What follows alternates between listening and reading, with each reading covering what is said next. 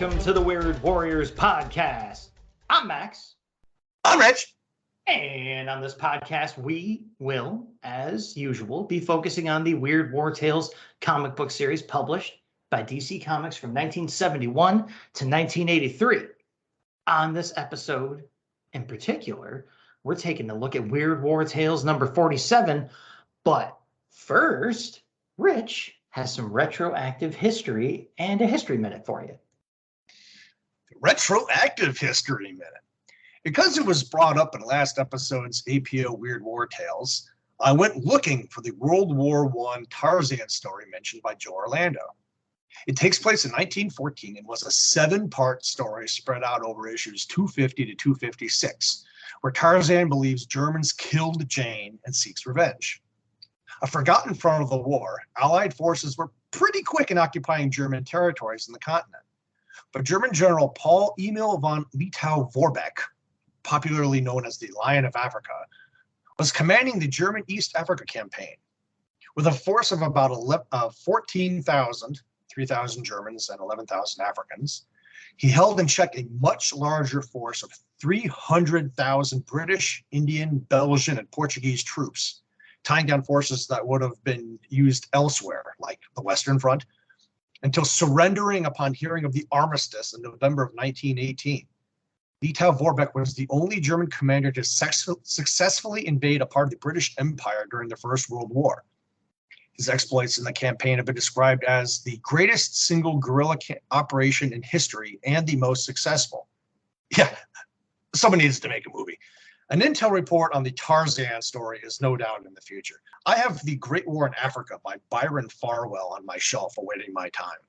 Also, as we referred in last episode's intel report about grunts, Common Foe was the other Keith Giffen work we were talking about that had a boatload of delays in completing. Shannon Eric Denton worked with Giffen on the script of both stories. Speaking of intel report, this one is overdue for all you GI robot fans out there. Atomic Robo. Script by Brian Clevenger, art by Scott Wegener. Published by Red 5 Comics beginning in October of 2007. 1923, Nikola Tesla's career is in its twilight, until he unveils a nuclear-powered robot with genius intelligence. Atomic Robo. After decades of dealing with all manner of weirdness, Atomic Robo and the so-called action scientists of Tesladyne become the go-to defense force against the unexplained. See Robo take on Nazis, giant ants, clockwork mummies, walking pyramids, Mars, cyborgs, vampires, super intelligent dinosaurs, Max likes that, and his nemesis, Baron von Helsingard and Thomas Edison. There have been 12 miniseries of this title. What? 13? God damn it. And a couple of spin-off minis called Real Science Adventures that mostly feature his support crew. I got Wegener to sign issues 1, 4, and 6 of the first mini at SumCon. Volume 2, Dogs of War, is a World War II story arc. IDW picked up where Red 5 left off in 2015. 2 of the minis, Volume 1 and 6, were nominated for Eisner Awards for Best Limited Series. I think these are webcomics now. Lots of snark and sarcasm in the script. These are an absolute blast. A special mission is a must. I scanned a bunch of covers of the Grand Comics database for these. Yeah, gotta agree on Atomic Robo. And Rich, of course, is the person who introduced me to the series. And as he indicated, Dr. Dinosaur, one of the greatest characters in any comic book series of all time. Just take my word for it, or don't. Go and read Atomic Robo. It's freaking awesome. So while you guys go out and find Atomic Robo issues to read and think about everything Rich just told you, including that awesome retroactive history minute, we'll let you simmer in a podcast promo for another great show. And when we get back, we'll take a look at the issue of Weird War Tales at hand. Yes, we will. Justice League International, Bwahaha Podcast, a monthly show chronicling the adventures of the JLI era by Keith Giffen and J.M. DeMatteis. We started with the very first issue, and our coverage goes all the way through breakdowns. We're going issue by issue in release order, tackling 2 comics per episode, both a Justice League America issue and a Justice League Europe issue. Now, along the way, we're also taking time out for special episodes covering the quarterly book, interviews with various comic book creators, discussing the plethora of spin-off series, cartoon appearances, the infamous TV pilot, and more. And when we're all done, we'll wrap up our coverage by looking at the 2003 and 2005 stories formerly known as the Justice League, and I can't believe it's not the Justice League. So join me in an ever-changing roster of guest hosts as we celebrate your favorite JLI members, such as Batman, Martian Manhunter, Captain Atom, Fire, Ice, Rocket Red, The Flash, The Elongated Man, Maxwell Lord, Elron, Power Girl, Renard Rousse, Crimson Fox, Guy Gardner, Metamorpho, Booster Gold, Blue Beetle, Nort. Justice League International Bwahaha Podcast, part of the Fire and Water Podcast Network. Want to make something of it? And we're back. So, as I mentioned before the break, we are taking a look at Weird War Tales number 47 this time around. And Rich, as usual, is here to hit you with that cover detail. Art by Joe Kubert. 30 cents. The blue Weird War Tales rests on a black top half of the cover under the yellow Line of DC Superstars banner. There's only the one skeletal head on the left half with "Chilling! The Bloodbath of the Toy Soldiers" on the right half. 2 young boys, a blue-eyed blonde and an African-American, are excitedly looking at 5 large toy soldiers on a table. The toys are equipped with swords, spears, and shields, and the leader is wearing a hugely horned helmet and wearing a purple fur cape. Behind the boys are 5 soldiers with skeletal faces wearing the same uniforms and gear as the toys on the table. The leading soldier's arms are spread wide as if he's about to grab the boys. Above everything, on a red banner and in red, white, and blue lettering reads, "DC Comics salutes the Bicentennial." Date of release, July-August 1976. Of course. Date of release, April 13th, 1977. No Killjoy that I can see. Comments and commendations. Joe's art is great, but man, I don't know. There's just something about this cover that bothers me. I can't put my finger on. I don't like it, and I don't know why. The kids are both wearing dark overshirts that make them disappear too easily into the black background. The outermost soldiers look crowded in on the edges of the cover. I don't feel any particular sense of dread for the kids either. They kind of look like, I don't know, maybe I am figuring out why I don't like it. I know it's pretty unusual for me to generally like the art, but dislike the overall finished product. But hey, somehow we've accomplished it here. Yeah, I will say before I get into my scripted comments, that I do agree that Joe's work on the last couple of covers has been a bit more zoomed in than we're used to seeing, like very tight shots with very large figures. But overall, I got to disagree. I think the dark shirts help the kids' faces and arms pop better in the composition. Like brighter shirts would add too much static between them and the skeletal host behind them. As for the crowded composition itself, as I admit, I think it still works, at least for the theme I immediately picked up on or imagined, that theme being war toys training the youth to become the cannon fodder of wars to come. Insidious, but true. I think so. And so do pretty much all child psychologists out there. Get them while they're young. There's a real horror story for you, eh? I kind of like this one, all told. Okay. First up, as mentioned on the cover, Bloodbath of the Toy Soldiers. 9 pages, script by George Kashdan, art by Ruben Yandok. Cover story, obviously. In the future atomic wasteland that was once planet Earth, a young boy named Xeron waves a sword and commands his army of toy soldiers to follow him to victory. His father is General Arax, who is dismayed that Xeron talks to his toys as if they are alive. "When are you going to stop playing soldier and behave like the man I'm trying to raise you to be?" At that moment, two of Arax's aides run into the room to deliver an intelligence report on the enemy's positions. But before they can divulge the information, they happen to glance at the formation that Zeron's toy soldiers are in and are amazed. The boy had exactly duplicated the enemy strategy described in the intel report. As the two soldiers watched, Zeron deployed the opposing soldiers in a way that practically gave them their own battle plan. General Arax thought the men were nuts and his son was a half-wit. They had a battle to fight. Based on the intelligence report, Arax's army routs the best battalion in the enemy's army and sends them scurrying like scared rabbits. Battle won, Arax and his two aides returned to headquarters. It was unbelievable. Zeron's mock battle had ended the exact same way it had ended on the battlefield. Curiosity aroused, Arax asked Zeron how he dreams up his games with his toy soldiers. Zeron doesn't know. I just make believe I'm you, leading our troops. It was uncanny. He had acquired some strange power to foresee, perhaps even influence, the outcome of a battle, and he wasn't even aware of it. Arax begins to laugh as he realizes his good fortune. All we have to do is follow the strategies he lays out for us, and we can't possibly lose. Ever again! But as he walks off, his aides are crestfallen. All of our hopes down the drain. Nothing can stop him from extending his dictatorship across the whole land. But they realize the power of the toy soldiers can work both ways. Going back inside, they see Zeron has started a new game. It'll be my biggest victory yet! That night, the scouts returned to analyze Zeron's strategy. He had duplicated tomorrow's plan. That wouldn't do. Grabbing the toy soldiers, the two men rearranged Zeron's formations to place Arax's army in a weakened position. The lead reproductions were so realistic they almost felt alive. In the morning, Arax analyzed Zeron's soldiers.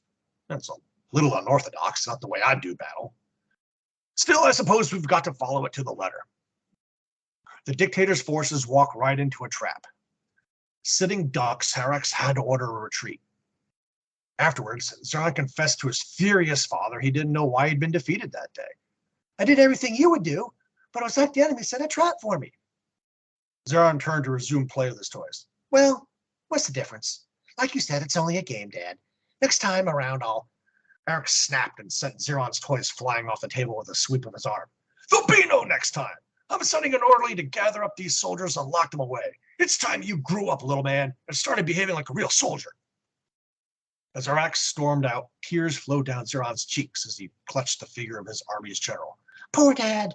He was really upset by his defeat today, but he'll make a comeback. He's still the greatest general in the world. That night, Arax paces the corridors with his aides, trying to decide on his next course of action. Passing a door, he hears Zeron play acting inside and throws it open. The boy is commanding his general figurine, and Arax seizes it. Didn't I order you? Never again! Zeron bursts into tears. Please, Dad, let me keep just that one. It's my favorite, the greatest one in my collection. Really? Then so much for your greatest soldier. He throws the figure into a fireplace and immediately begins to scream. Before the shocked eyes of his aides, Arax begins to melt, just like the toy replica of himself in the fire. There's nothing to be done as the general dies. What do you do? Without my dad to lead you, Zeron sobs. He was the greatest general of all. The aides lead the boy away from his father's smoking remains. Yes, Zeron, but there will be others. Who knows? Perhaps you, one day, will be leading us in a world that's happy again. The end. No Killjoy? Comments and commendations. It's a bit of a callback to Cyrano's army from Weird War Tales 10 with a slight whiff of previous voodoo stories. You can tell pretty early on that Zeron has some developmental issues, and a hard charger like the general raising him alone in a post-apocalyptic war would obviously have some issues with him. If Mom were still around, Arax would have no time for him at all. When are you going to stop playing soldier, behaving like the man I'm trying to raise you to be? Page 2, panel 2. Calling Zeron a half-wit on page 3, panel 1 instantly solidifies the disdain we should all be feeling towards the general. He only starts listening to Zeron once it's militarily advantageous to do so, page 5, panel 1. Vindictively destroying the one thing that gives Zeron joy was just cruel, page 8, panel 5. You know what? Screw this guy. Two call outs. The page 1 splash with the ruined city visible through the hole in the wall as Zerron commands his troops is amazing.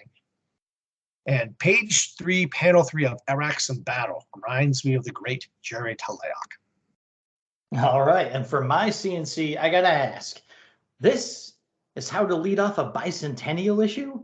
Couldn't have put this one out on Father's Day, maybe? That said, the story's not bad here. And it was nice to see this jerk get his just desserts. So, mission accomplished, Weird War Tales-wise. Seeing dear old dad melting on page 9 reminded me of the cover to DC's Adventure Comics number 431, with the Spectre straight up melting a bad guy's arms in full view. Hey kids, comics! And I liked how Arax's own soldiers hated him too. That was a nice touch and a cool little twist in the story I didn't see coming. The art was mostly great throughout, with, as Rich mentioned, a kick-ass splash panel. The half splash page of combat that Rich mentioned on page 3 had great sound effects as well. And you know, that makes me happy. Use sound effects. It's a comic book. And that page is great for that. Dad's tantrum on page 7, panel 3 is really well drawn.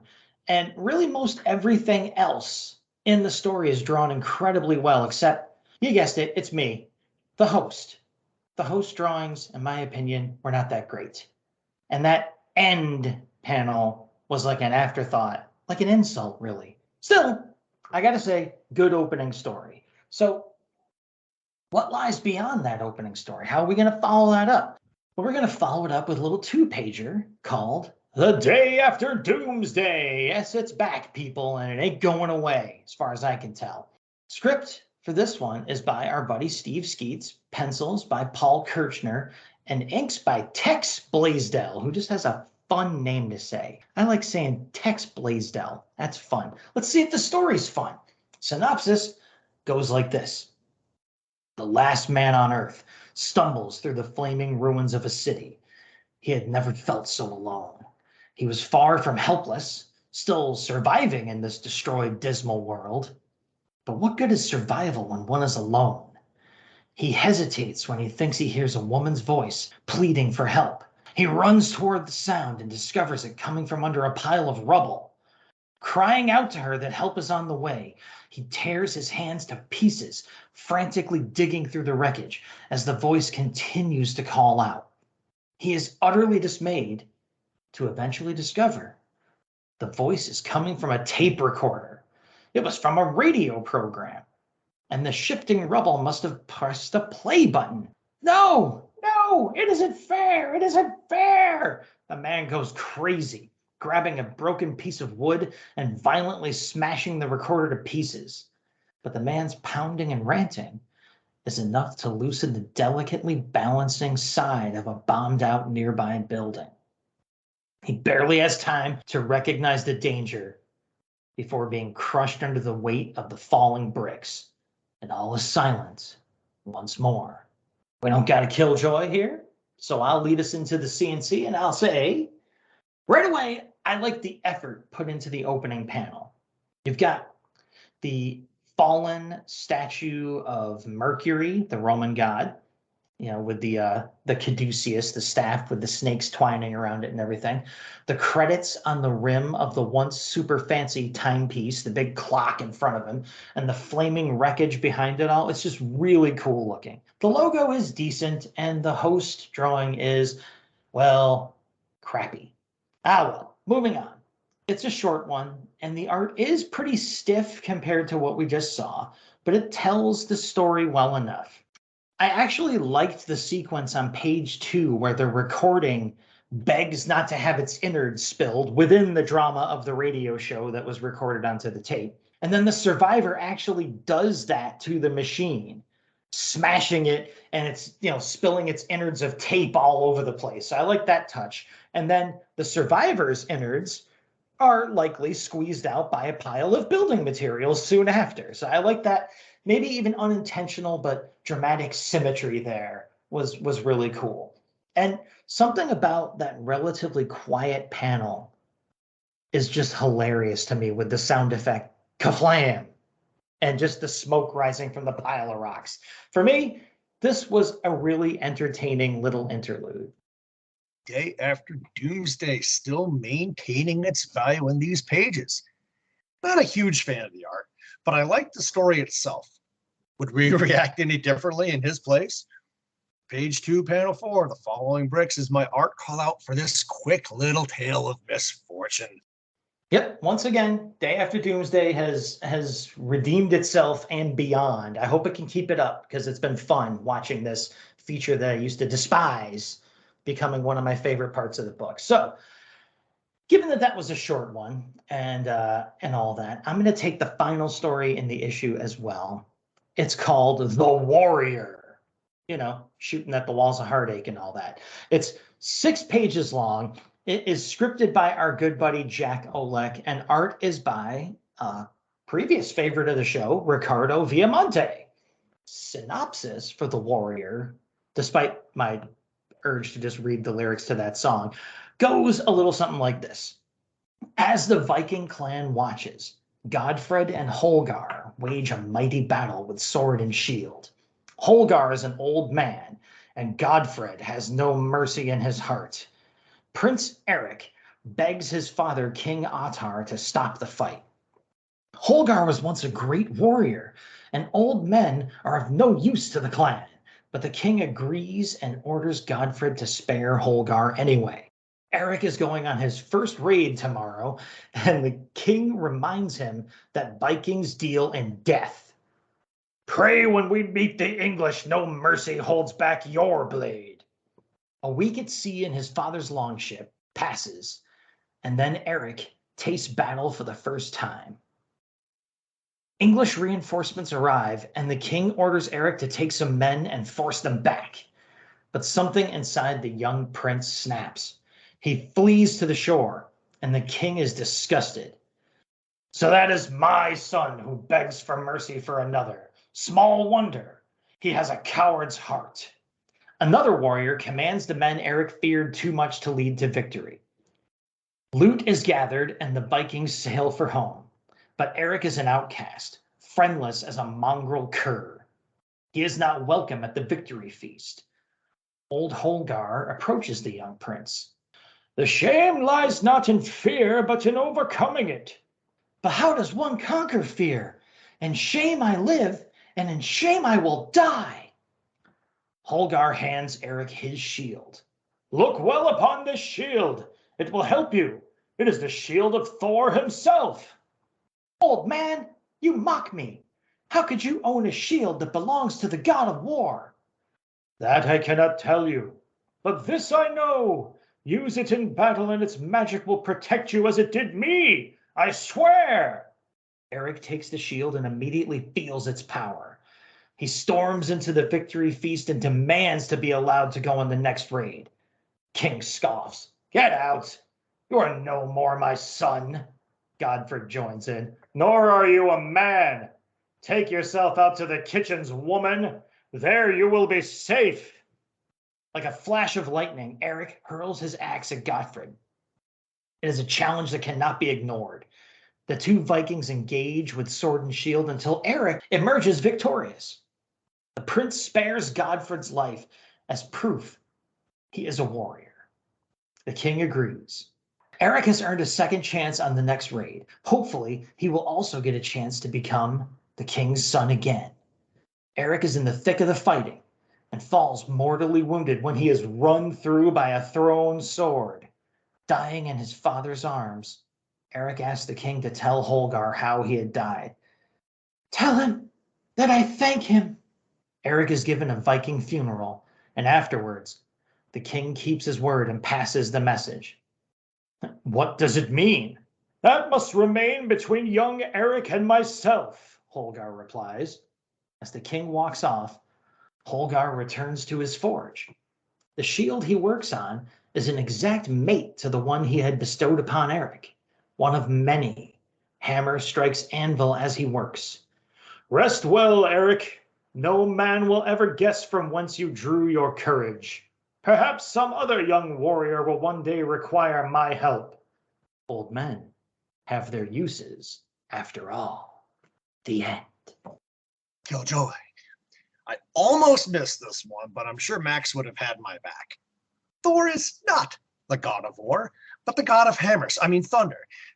Tyr is one of the Norse gods of war, along with Odin and Freya. I think I can forgive Oleg on this one, though. I'm gonna jump in on that. I will say that people often confuse Thor. I looked into this with the god of war because he was often invoked in times of war because he was the strongest of the Norse gods. And other people of note, I think Henry Wadsworth Longfellow also got it wrong in poems and called Thor the god of war over the centuries in between. So it's a common mistake. But of course, you did your research, and you, sir, are technically correct about who is the real god of war. Comments and commendations. I remember liking Viamonte's art a lot better in issue 34's To His Rescue Came a Maiden, where he did pencils and inks, as he did here. And issue 42's Old Soldiers Never Die, where he only did the inks. This looked like something that got rammed out in half an hour for some Sunday Funnies strip. The detail for the most part is never there. Largely empty, monochrome backgrounds didn't help either. The story itself was pretty good, however. The classic trick of distracting the hero of the hour with a placebo so we can do what needs to be done. 2 call-outs, page 2, panel 3 of the battle between the Vikings and Englishmen, and surprisingly, page 3, panel 1, the minimalist silhouettes in the sunset of another battle panel actually works for me here. And hey, for a Viking tale, there's nary a horned helmet to be seen. I've griped about that a lot. Yeah, indeed. That was something to see, but probably was just faster for him to draw helmets with no horns. But we'll get into that again here.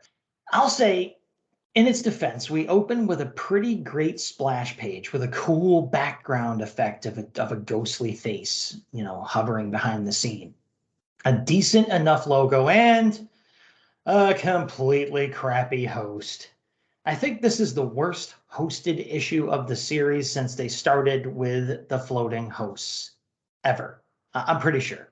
The story here was decent enough, as Rich said. I agree. Except I gotta wonder how old Holgar is making all those shields and no one knows about it. They got that much raw material laying around. And how many dumb / perfectly reasonable, in my opinion, kids has he sent off to their deaths with these things? He's got to have a worse record with kids than Batman at this point. What if he just keeps on sacrificing the kinder? He can avoid those showdowns like the one he started the story in? Godfred was right. Holgar kind of sucks. Now, to the art polls.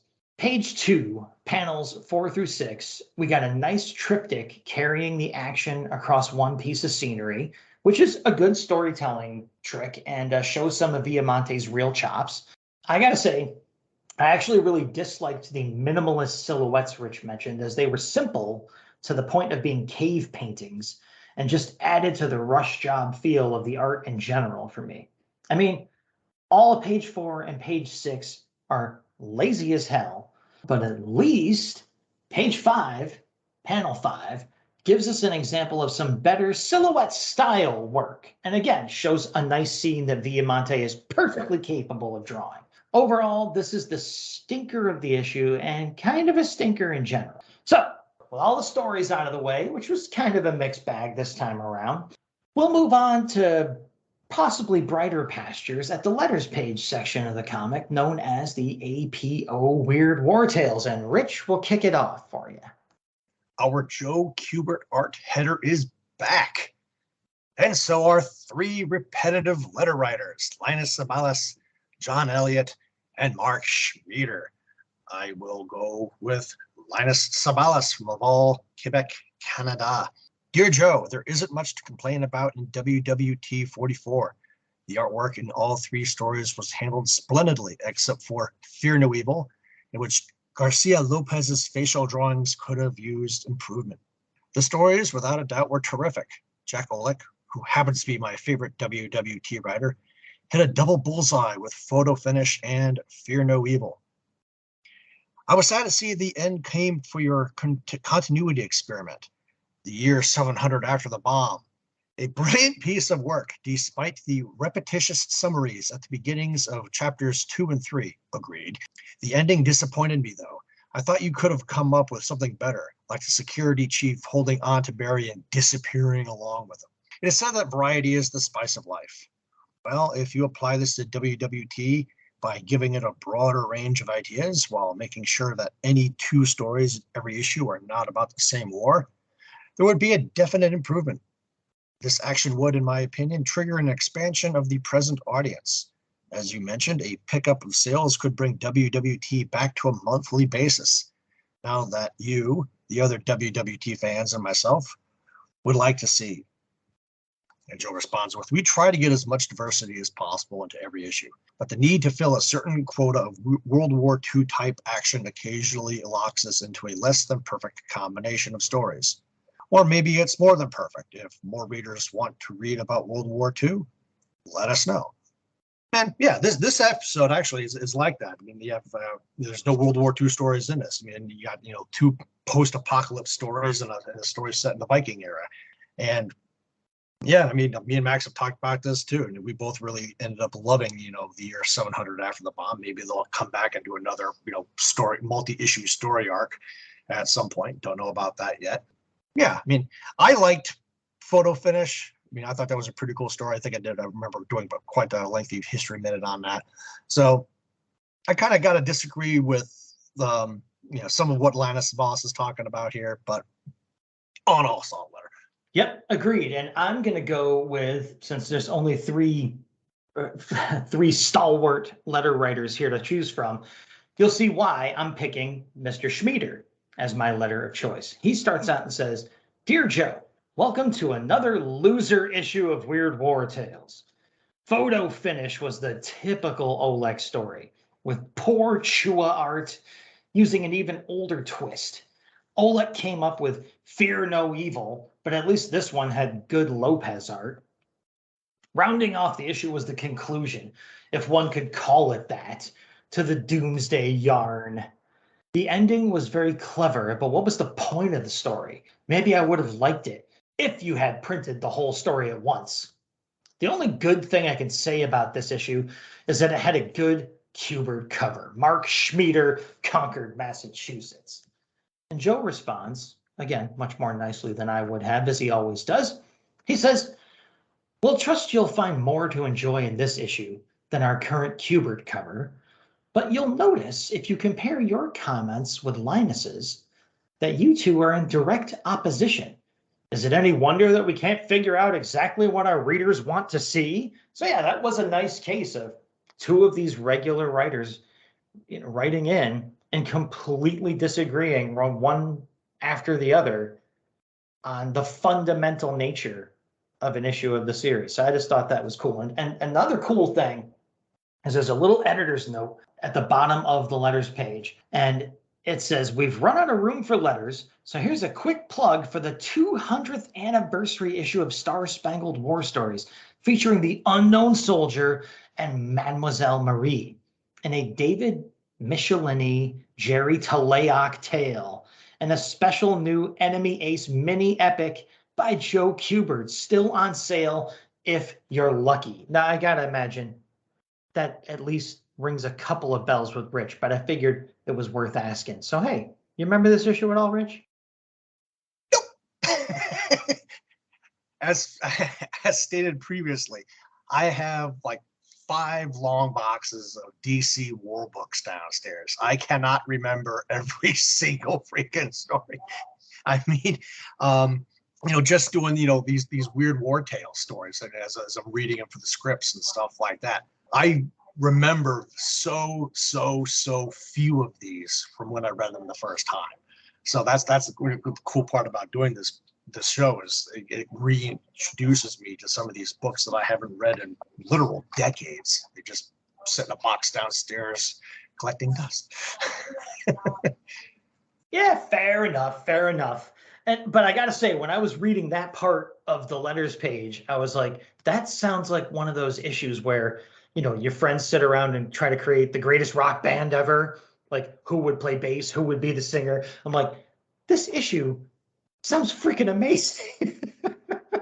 So worth looking into anyway. That's one of the things that gets forgotten a lot about is, and I don't remember what the backstory was. But Mademoiselle Marie hated the unknown soldier. She wanted to kill him, and I don't remember why. So there is some very definite, backstory drama with those two. So anytime that those two are working together, it must have had to have been a big freaking deal. Yeah, indeed. It just sounds like a great issue to dig up and check out. So hopefully we'll remember to do that the next time I visit. We'll see. So since I gave Rich a hard time, I'm going to let him lead off the next part of the show, which takes us into our spotlighted ads of the issue. Bit of a struggle finding a good one this time out, but the selection this time out was literally the last place it could be on the back cover. Spalding. Your game is specialized. No, your glove is too. If you catch or play first, you need a specialized glove to do the job right. Everybody knows that. What if you pitch? What if you play the infield or the outfield? Fact is, you need a glove designed specifically for each position on the field. You need your glove. And only Spalding makes it. Pitcher. Fooling hitters is your business. You need a solid web so they won't know what's coming. And exercise to protect yourself when they guess right. Outfield. You need a gigantic glove to reach every ball in the bark, and occasionally one that's on its way out of it. The extra flexible H-web helps you line up the ball in the air and hang on to it when it comes down, no matter how hard you come down. Infield. Your glove has to be quick as you are. It's a wide glove with squared off fingers so you can get more of it down in front of you, the ball. It has a shallow pocket so you can find the handle unloaded in a hurry from any base at any angle. There's a photo of 5 mitts on the bottom of the page and 4 drawings by Mad Magazine great Jack Davis of position players doing their thing. My glove from back in the day that I still have was a Louisville Slugger, however. I tried out for the baseball team in school and, not surprisingly at all, was in the first round of cuts. I don't watch a lot of baseball on TV, but I check the standings regularly. Cooperstown is pretty close, and I like going to the odd game here and there if the opportunity presents itself. Good ad. Cincinnati Reds, Big Red Machine, World Series champions, 1976. All right. I should say I was on Little League 2 years in a row. First year on the California Angels up in Lake Luzerne, New York. We lost every game, every single game that we played in. Second year, my same team, same kids, we won every single game. And then all of us but our pitcher quit playing Little League. After that, we were like, there, trophy, done, out. So for my spotlighted ad, I'll say it's the Bicentennial. Have a belt buckle. Just mangle at least 25 comics. We got a full page ad here. It says DC salutes the Bicentennial with a great free offer and all that copy. And as it's in as much combination of red, white, and blue as they could manage. And then the ad goes on to say, look for July and August covers, which have the red, white, and blue headings and are identified by a right corner number 1 through 33. So we're getting right down to the weeds, getting all complicated with this Bicentennial offer here. It says, if you send us at least 25 different cover headings, we will send you free a metal Superman belt buckle, an antique silver finish. There's a picture of the thing, and it looks pretty bad. Doesn't look like anything you'd want, but all right. Then there's a checklist down the left column of the ad with all these issues numbered 1 through 33, as they mentioned. And our Weird War Tales comes in at number 14 here. Weird War Tales number 47. It says only these issues will be accepted. So they're very picky about which issues you're going to be mangling to get this crappy belt buckle. They want you to cut off and send in the top of the cover of the magazine. And then you got Superman himself in very Kurt Swan or Kurt Schaffenberger looking art saying, collect them, save them, and then send them. Be the first on your block to collect the 25 headings. And, send them to Rockefeller Plaza, blah, blah, blah. I'm enclosing these covers. Print clearly, you dumb kids, it says.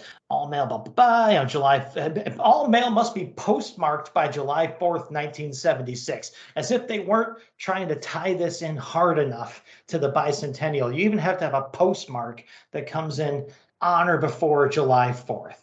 So just a weird, the whole thing, this whole issue is a weird bicentennial tribute because it isn't one to begin with, except for the cover. And then what you're going to get for your bicentennial prize is a metal Superman belt buckle. It's just odd, and I love it. So there we go.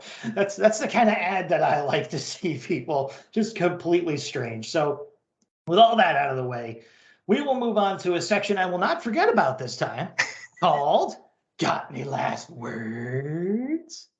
And actually, the trick of it is, I just did the math when you're talking about it. It's not free. You had to spend $7.50 in all those comic books to get this piece of crap belt buckle. So don't even lie to me, you bastards. So anyway, the official bicentennial issue doesn't have a Revolutionary War story in it. What the hell? Worse, I feel like this issue took the series itself a step backwards. Nothing in it lunged down to me at all from the very beginning to the very end. Gotta pick a winner, so I'll go with the cover story. Far, far from the worst issue we've ever covered, but I'd still put this one in the bottom half of the world of the Weird War Tales stack. Yeah, I gotta agree. Even if I think I like this one a tiny bit more, maybe that may just be the energy coming off that ad boosting my enthusiasm. It's still a much more run-of-the-mill installment than anything I'd grab right away to introduce someone to the series for sure. The theme that I imagined being expounded upon when I saw the cover turned out to only exist in my head. And even though I agree it's the best story in the issue, the actual message delivered by the cover was that some dads are just real a-holes. Yeah, I know. So, all right. Not a waste of time, but not a shining star either. And note, Day After Doomsday is almost tied for first for me here. Really, just the somewhat stiffer art held it back for first prize.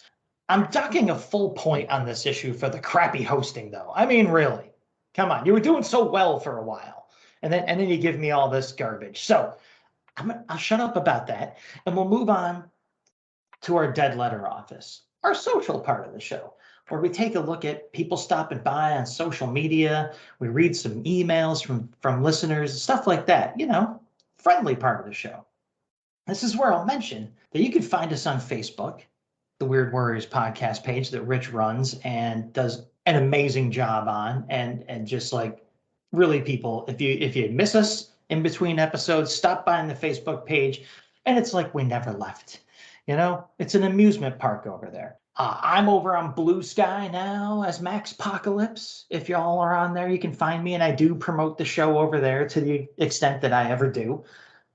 And the other thing I could mention is that we have something you may have heard of, a store on redbubble.com. You can look for the Weird Warriors podcast on Redbubble. You can put our awesome logo, drawn and designed by Bill Walco of the Hero Business, on anything you can imagine. And if you send in a picture of that stuff right now, you could earn a prize. Yes, an amazing prize. A star from the very flag that once flew over Sam Glanzman's home. So, hey, get on Redbubble, order some merch. All right? That's all I'm going to say. You shouldn't need any more inspiration than that. So, this Dead Letter Office is brought to you by episode 51 of the show, where we covered Weird War Tales number 41. And over on social media, people stopped by to say hi, and those people were Tim DeForest, Martin Gray, David Steele, the Magazines and Monsters podcast, Mike Sturba, Chuck Bushman, the Checkered Past podcast, Bill Mooney, Luke Giaconetti, and over on my just mentioned new Blue Sky account, we got visits from Vincent Loves Comics. That's Vinson. Awesome person to follow, no matter where you find him for comic stuff. And our good buddy Kirk Spencer at Big Five Army is now also over on the Blue Skies. He stopped by. Craig McD, that's Craig MACD, stopped by as well. So nice to see everybody. And also nice to hear from people as well, because we got a bunch of email this time around. And I'm going to let Rich read the first one, coming from one of our buddies I just mentioned. Tim DeForest, longtime fan of the show. Another great history minute from Rich. Like the one on big railroad guns in the last episode, it was clear, well organized, and very informative. Yeah, you're just, dislocated. Just pat me on the back, man. Just pat me on the back. It's become one of my favorite parts of the podcast. Does that make Rich the Fonzie of the show, overshadowing Max Richie Cunningham? One thing I have never been is cool, man. I don't agree that the story had any overt Southern sympathy vibes. Corruption has always existed among all armed forces, and concentrating on the corrupt Northerners was appropriate for the story. If there was a story about corruption or incompetence in an Allied unit during World War II that didn't focus on the cause of the war, it wouldn't be pro-Nazi if the Nazis won a battle because of that corruption. It would simply be concentrating on a specific element of the war. I feel this story did the same. But the most important reason I'm writing is about Sam Glanzman's art.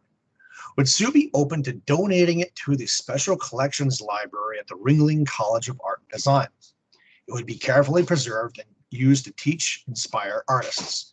We have several big fans of his art who teach here, including George Pratt, who wrote, drew Enemy Ace War Idol. So our teachers would jump at the chance to show it to their students. I need to point out that I run the circulation department, so final decisions about donations aren't mine to make. I have yet to run this idea past our library director. If Sue is interested, there might be a few months before a decision is made that we will take it. Sorry about that. Bureaucracy is eternal. And so if she is interested, but finds a good home in the meantime, she should not feel any obligation towards us and just go with the quicker offer. If she is interested, I'll move the idea up the ladder here and advocate for it. Let me know. If it's not a good idea at your end, feel free to say no. I promise I won't cry too much. And hey, that's a fantastic offer. I mean, I haven't had a chance to reach out to Sue lately. Ever since I've given her all the information about that museum out in Columbus, Ohio. I've been on the road a lot this last month and a half. But yes, thanks, Tim. I will reach out to Sue and punt this past her and see what she says and see if she has any updates with the museum out in Columbus. Also, we'll let you all know. Right on. And so even though Tim praised Rich and disagreed with me, I figured the rest of the email was so cool that I had to let it slide into the show. And I did respond to Tim and I said, if Rich is going to be your Fonzie, I said, I got to warn you, instead of the catchphrase, Rich's catchphrase is more like reciting the entirety of at least 2 Looney Tunes shorts during one conversation. So, be careful what you wish for. Also, I just add, I have Monty Python. Python, but the Looney Tunes, man, you better get ready. All right. So I also, just want to know, I have never been as cool as even Richie Cunningham. So thanks for the compliment. All right. So, I will, however, I'll take this next email, which I decided to do on purpose. This is kind of like the issue itself, because we have frequent email writers that disagree with each other. And there's a certain vibe of that going on here, completely by accident, but cool. We got Mike Stewart of the Save for Half podcast writing in, and he says, "Hey, Max and Rich, just enjoyed listening to Ep 51 of the podcast and had to comment on the story about the ghostly draftees. I must agree with Max's irritation about the pro-Reb slant of the 70s DC bullpen in general, and this story in particular. Nice to note the commutation fee of the North without mentioning the same in the CSA with the "if you own 20 slaves, you're exempted" rule. Whatever, I could go on. But what really stuck in my metaphorical craw was the statement that the Rebs outnumbered them 10-1 when the cartoon expletive lettering, hell did the CSA outnumber Union troops in any battle you'd care to name, especially since the reference to Grant in 1864 meant that had to be the Army of the Potomac. Okay, historian rant over for now. Honest. Keep up the good work, Mike in Texas. And I did respond to Mike and say, if you're apologizing for a rant about history, this is really not the place you have to apologize for that. So that's Mike from the Save for Half role-playing game podcast which is awesome. And if you have any interest in that kind of stuff at all, you should already be listening to. And also, Mike agreed with me, so I gave him a plug. And I forgot to give Tim a plug. Tim does the comicsradioblogspot.com blog about old comics and especially old time radio. And it's freaking awesome. I'm giving him a hard time for disagreeing with me, but really most sane people do that most of the time. So our final Gmail comes from our good buddy, Jason Zeller, the founder and not sole owner anymore of the Jason Zeller Binge Listener Award. And Jason says, I'm glad they brought back the feature-length tale in this one. The cover was pretty good, though I was surprised they brought back the World War II heads at the top of the comic. Me too. The Dead Draftees of Regiment 6 was a good story overall. Yeah, great.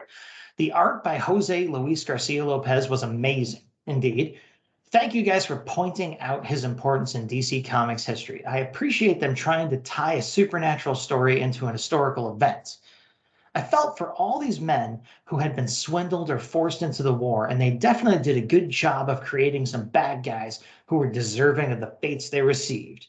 However, the riots and wanton destruction and the deaths of innocents, like the innocent African American and Tom's sister, were hard to look at. Yeah, they were. In this case, the ghostly vengeance went way beyond justified retribution and caused the pendulum to swing too far in the other direction. And yeah, like in the History Minute that Rich laid out in that episode, we didn't need ghosts to go way beyond. Human nature did that just fine. So Jason goes on to say, thanks, Max, for mentioning the King Arthur and the Knights of the Round Table house ad. That also caught my eye, and I wondered why I'd never heard of it, as it sounds right up my alley too. But alas, it's another comic I wish they had produced, but they had not. I bet with that creative team, it would have been amazing. The Shazam Minerva Menace ad, the story in that ad was surprisingly very topical. Yeah, seek that out. It's kind of timeless. It was very relevant to today and the bombardment of messages through social media. Take care, guys, Jason. And I got to say, people, I paid attention. We got a new podcast review. We got a new review on Apple Podcasts, 5 stars, entitled Keep Them Coming, from Que Nombre Usoyo, all one word, who says, I just like the podcast and that's that. And that's the kind of review I like. Gets right to the point, And I even think I might know who left that review, but I'm going to leave it a mystery until they decide to identify themselves. But I do think I know who Que Nombre Usoyo, which I think translates to what name should I use? I think I might know who it is, but 5 stars, I don't care. I'll take it. Like, again, nice, concise review, much more concise than my summary of it. So I'll shut up at long last and let Rich give you something you actually want, which is the teaser for the next episode. I know there's no place like home for the holidays, but guess what? You're being redeployed.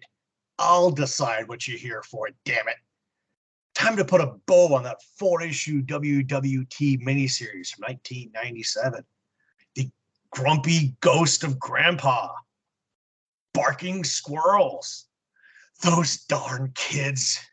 Spoiler alert, we're entering another interesting 6-episode run of your favorite comic book podcast, so you better keep showing up if you don't want to miss out. Oh man, I gotta keep showing up? Fine, I guess so. And you know what I'm showing up for, people? I'm showing up for what you just listened to. This was the Weird Warriors podcast. Rich and I, we were the Batlin Bros. We were the Weird Warriors. And we promise to make war no more.